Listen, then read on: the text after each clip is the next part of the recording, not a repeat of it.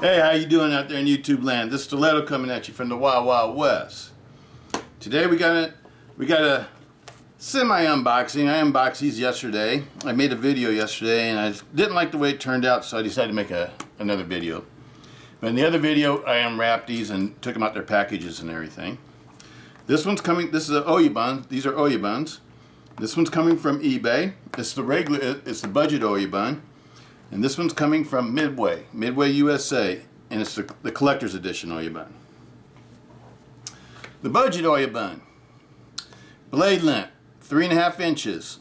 Overall length, 8 1/4. Steel, 4034 stainless steel. And it's my understanding that 4034 is a Krupp steel. It's a German Krupp steel or a European steel. And it's about equivalent to what I've read on it to 420HC. And some people think it's more like 420J2. So the Japanese 420J2. So I would assume it's in between the Japanese 420A2 version, 420J, and the American 420HC, like Buck Knives uses. I don't have any experience with this steel, so I can't tell you too much about it, but what I read about it, it says that it doesn't have good edge retention, but it has good stain resistance, but it lacks on the edge retention side. And it's considered to be a very durable and tough steel, but it doesn't hold an edge. The Rockwell hardness, I think it said it was 54 to 55 or something like that. So it has a low Rockwell hardness. But anyway, let's get into the knife. Oyabun. And it's the model 26T Oyabun.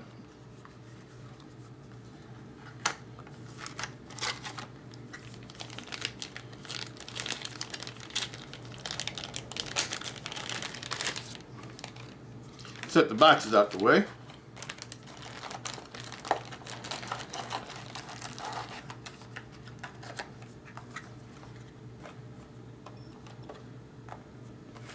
And this one, this is the collector's edition.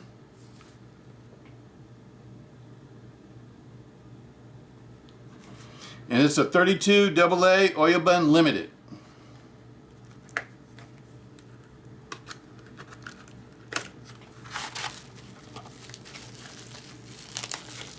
On the specs, and this comes in a box that's been signed by Lindsey Thompson himself. It's like the way that they did the what do you call it, the Kris's when they first came out, when they did the special edition Kris's by Lindsey Thompson Kris's. He signed the boxes on those too. So the box is collectible also. And this is number 110. Number 110.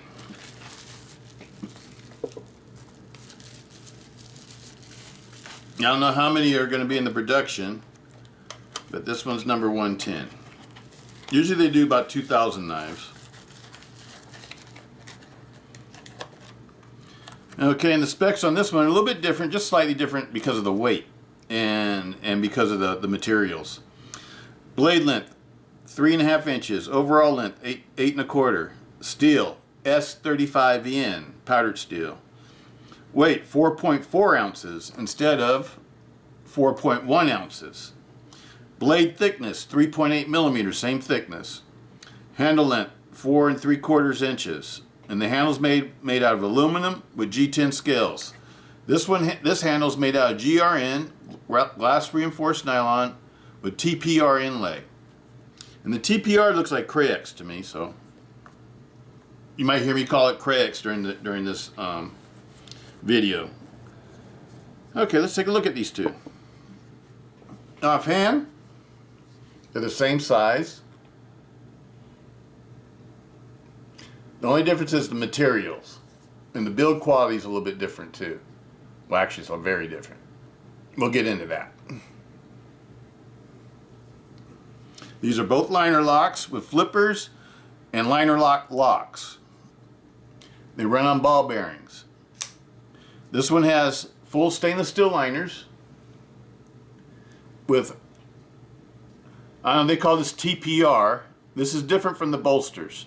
The bolsters in this section right here aren't of the same piece. It's not, they're separate pieces. So you got a piece here, piece here, piece here. And the back spacers, GRN or glass reinforced nylon, and the bolsters and the butt caps are GRN also. The handles, the middle part, the grip part of the handle, that's your TPR or Griv-Ex. I'm calling it Griv-Ex because it feels like Griv-Ex to me. It feels like rubber. It feels like a grippy rubber. The hardware is all blacked out.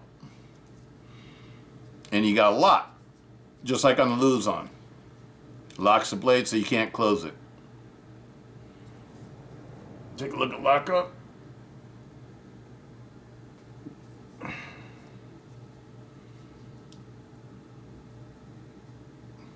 And there's no blade play. But there's one thing that I don't care for on this knife, and that I'm gonna point out to you. I love the design of this knife. I love the way it feels in my hand. I love the size of it. I love the blade thickness. You guys know I love nice thick Tonto blades. And this is a hollow ground Tonto with a saber ground tip. Has the flipper, so even if this lock was coming disengaged, like so, your hand would still be protected because the flippers are going to keep the blade from folding in on your hand.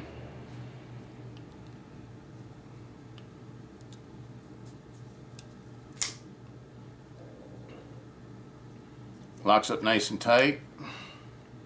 And all those parts of it work really well. And I love the way this knife looks. I think it's a very good looking knife.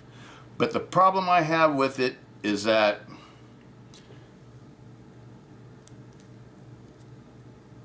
the handle's not very rigid. It reminds me a lot of the other one I just did, the Cold Steel Range Boss. It had a very flexy handle also. But as far as the way it functions super smooth. I mean, the ball bearing system in this really works, and it functions really smooth. But I do not like the fact that the handle is not very stout. I mean, you could twist it this way, and you can pinch it, and that's not something that's not a quality I like in a knife. So for me, this would be a collector, and I'm not going to recommend that anybody go out and get this one.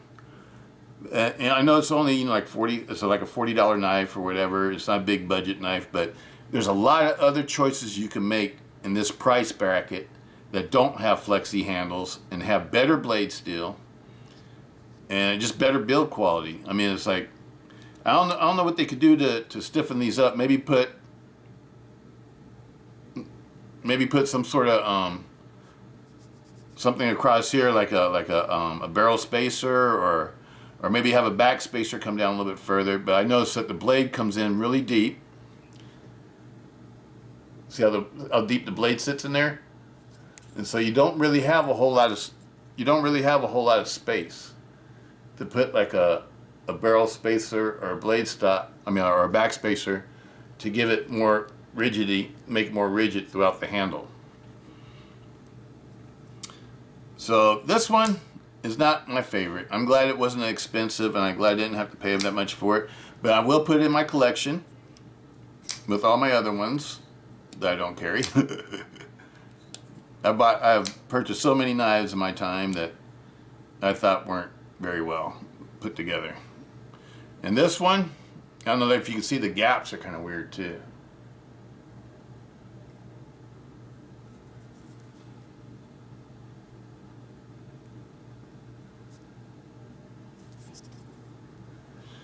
I don't know. It's not my favorite. This one, on the other hand, is very nice. It's because the way that they made this, they made it with, it looks like billet aluminum handles. And they've been milled out to fit the G10 the grippy G10 part of the handle, and it's bolted in. So the bolsters, the butt cap, and the liners on this one is all one piece. It's all one piece of 6061 aluminum.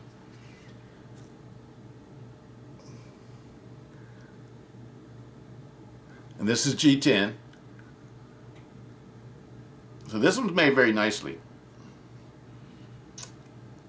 You got your lock still. One piece of aluminum all the way. Both sides are like that.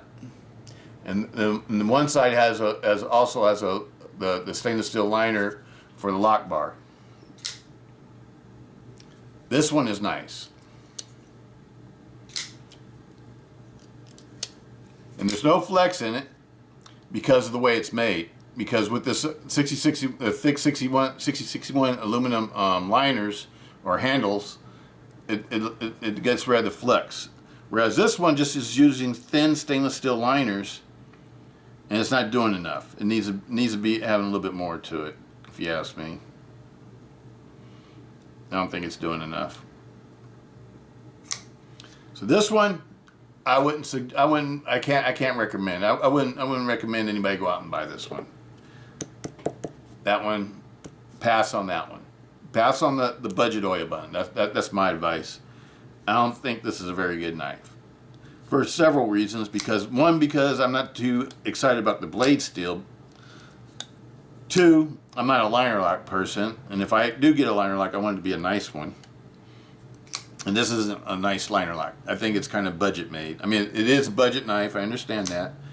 But it's made like a budget knife. And it's like, I don't think they put too much care into the build quality of this knife.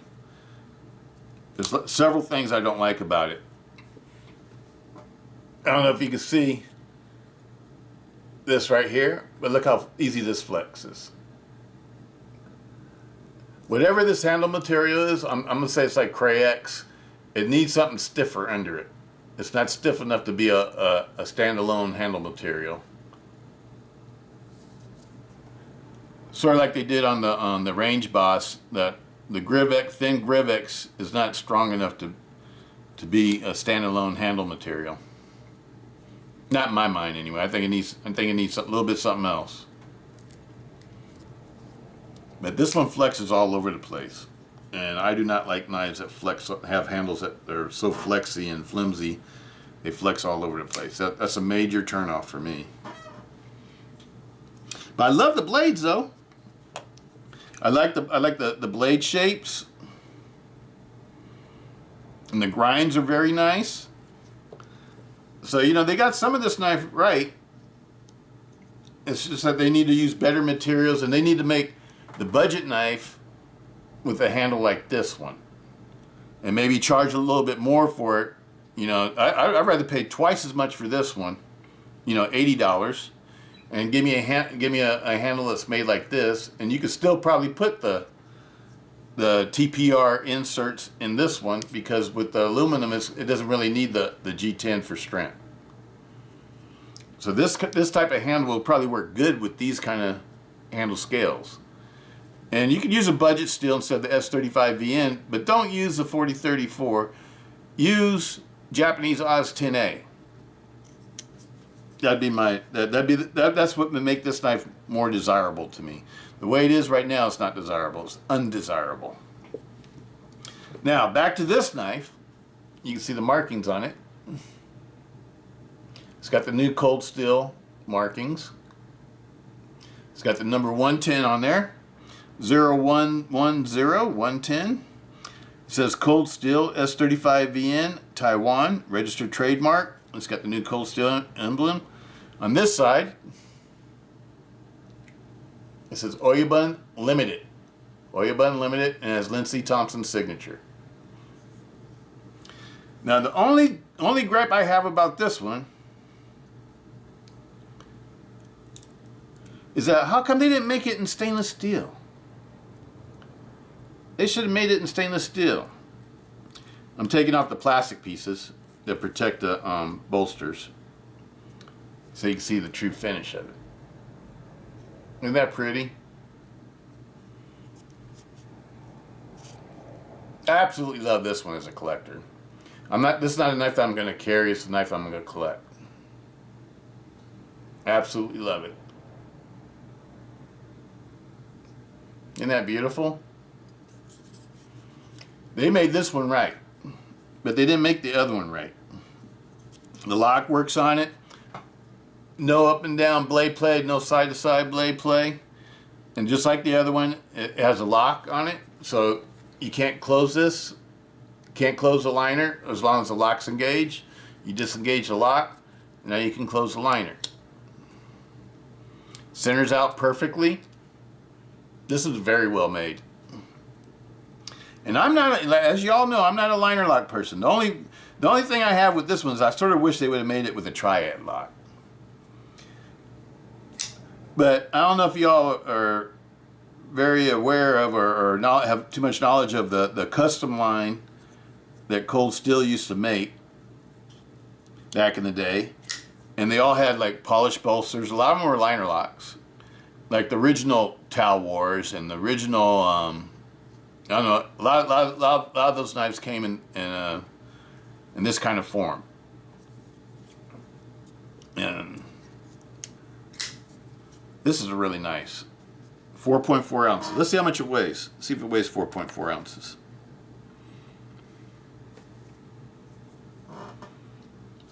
It's actually a very nice knife. The collector edition one. The Oyabun Limited. 4.3 ounces. This one was supposed to weigh 4.1, the Oyabun that I don't care for. It weighs 4.0, so they're both within their limits, or what they're supposed to be. But this one's nice. I think it's a little bit overpriced, though, but I actually like the knife, though. I like the way it looks. I just wish it had like a triad lock. You know, the Cold Steel triad lock. I think this would be awesome with a triad lock. I'm sure they would have to change some things around, but I like this handle. I like the shape of the handle because the handle feels really good in hand. It feels good in all grips. It's real neutral, and you know where the blade is because of the flipper. You know where the edge is. And the flipper also helps protect your finger from the blade from sliding forward. It's a very nice little knife. 3.8 millimeter blade stock. Sweet. The only thing I would do to improve this knife is that I would change the locking system. Either that or make one thing that you could do to make this lock a little bit nicer too is do it like the Ti-Lite 6 lock and have a folded over leaf spring. That'd be nice. But this is nice. This is nice. And this is going to be a collector for me, so I'm not going to carry it, so I don't need to be too worried about the lock type it has or whatever. It's a collector. This one's going to be a collector too, but you know, I was going to put it in my box and use it, but I decided I don't like it enough to want to put it in my EDC drawer. Knives that go in my EDC drawer I like. And this one, if I was you know, with the knowledge I have of it now, and I was going to go purchase it again, I wouldn't purchase it again. This one I would pass on. I think the build quality on this one is it's not very good. And it's not because of the way the fit and finish, it's because of the materials that they use and the way that it's designed and built. I think the handles aren't made the way that they should have been made. They should have made it more like this. Only so maybe not had a polished version. You know what I mean? You know, because the polish like this costs a lot of money. Because it takes a lot of extra time and a lot of extra finishing. So that's one of the reasons why these cost more.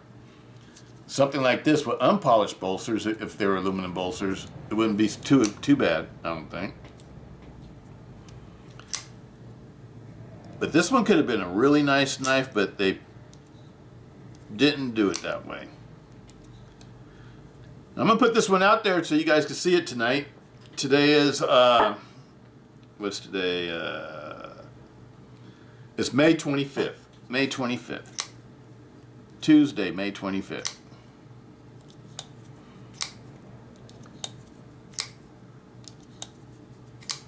I just got these yesterday. I did the video on them. I did the unboxing on them yesterday.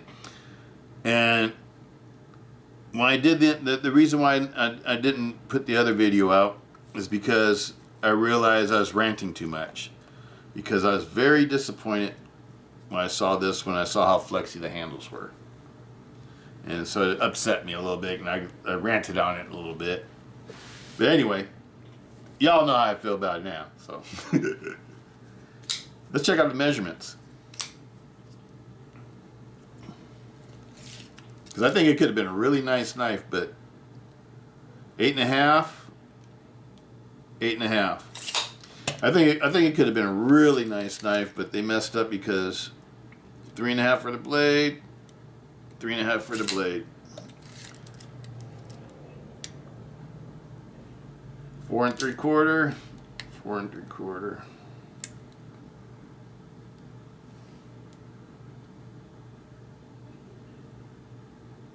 No, it's not 8.5, it's 8 1/4. I'm sorry about that. 8 1/4. All right. Let you guys get another look at these.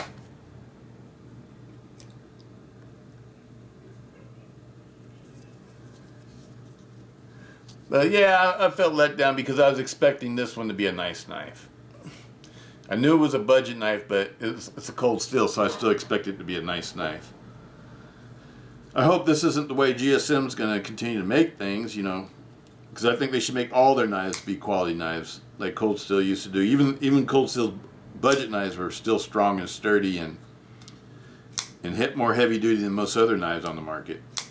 But this one right here, this is really a liner lock. And, you know, the kind of liner locks I don't like. You know, you got a thin liner lock and a flimsy handle. I don't know, it just seems like most liner locks to me I don't think they invest as much into building them as they do like other knives. Because I think it's probably really easy to make a liner lock knife. It's probably one of the easier type of locking types to reproduce. But anyway, that's it for these. Don't get the Oyabun budget. I don't recommend the Oyabun budget. Oyabun Limited is awesome. It's expensive, but it's an awesome knife. Oyabun Limited. And mine's going to be a collector. It's not going to be a user. It's just a collector. I'm only going to get one. That's it for that. I'll put this out there so y'all can check it out tonight. Peace out, Stiletto.